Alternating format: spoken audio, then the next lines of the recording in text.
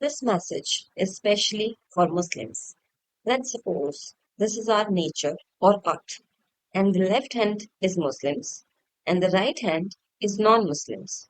In the same way, let's suppose animals are the feet of the nature.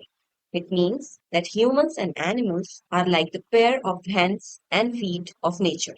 Now, Muslims hate non Muslims and they want to kill them so that they can go to heaven. Muslims also favors killing of animals for their food. If we deeply look into this, then we can say that Muslims have somewhat a destructive ideology and also a separatist ideology. That means there's a thought that we are superior to non Muslims. This thinking shows that there is some kind of ego. If you look at non Muslims, especially Hindus, they believe in Vasudhaiva Kutumbakam, which means that the whole world is one family. Hindus, Jains, and Buddhists, all people believe in saving animals. That means their thought is to save them and not to kill them. That means there's a feeling of service. It means that the thought of helping others is there, which is a kind of a constructive thought. Muslims think that only we should exist, we should grow, and all others should be finished. Muslims believe in expansion policy.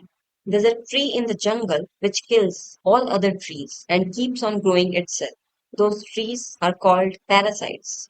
Maybe this expansion policy has come from that tree. If Muslims' population grows so much, then where will they get so much food? They can face issues like Pakistan, where there is no bread to eat. And as Muslims do not accept science, then how will they live without electricity, roads, bridges, airplanes, mobile phones? Will they live in houses made of mud like in Afghanistan? Living does not mean just to stay alive. And one more thing, if Sharia law is implemented, then will they be able to tolerate so much oppression like cutting of hands and beaten by stones? And if the answer is yes, then why were people running away from Afghanistan when Taliban had taken control over there? And what is the guarantee that China and America will not control the Muslim population? If you look at other religions, the thinking in other religions is that everyone should move ahead. Everyone should be helped, whatever their religion is. Religion do not matter. Only human matters. Not only one should move ahead in population, but they should also move ahead in science. Otherwise, what will be the difference between the Muslim and a man living in forest? There are some important questions which one can think of. If one hand starts cutting the other hand and feet, then the system of the whole earth will get disturbed. Just as the balance of the earth is disturbed by cutting trees, and due to this the heat increases and storms become stronger and floods came. In the same way, the balance of the earth will be disturbed by killing other religion people and animals.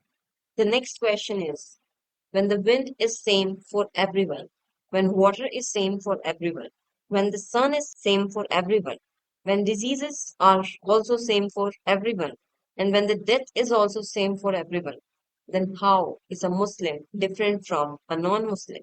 One more question which one should think is that there's a famous saying, what one gives is what one gets back. Then if Muslims will hate non-Muslims so much, then what will they get from non-Muslims in return? We saw that somewhere ego is increasing. The more egoistic a person is, the more he is in his lower consciousness. That means he is that much away from God, because God is pleased with those whose head is bowed down. Having head bowed down means not having ego. But ego increases extensively in Muslims when they hear even a word about non Muslims. It is because of this ego that anger and jealousy also increases in Muslims. And due to that, ego further increases. God does not like egoistic people. God only likes those people who are merciful because God Himself is the most merciful. There's one more thing in this. Muslims believe in expansion policy, and hence their complete focus is on marriages. A Muslim marries 4 times so that he has more children. But one thing common in marriages is that The husband dominates wife and thinks her less than himself. Due to this, he becomes egoistic again. And as it has been said earlier, the person who has ego, God himself go away from him. God does not like an egoistic person. So you must think once again whether what you are doing is right. The hatred for non-Muslims is filled in the minds of little children since childhood. Do you think that you are doing the right thing? The Prophet said, the strong are not those who defeat people. Rather, the strong are those who defeat their ego.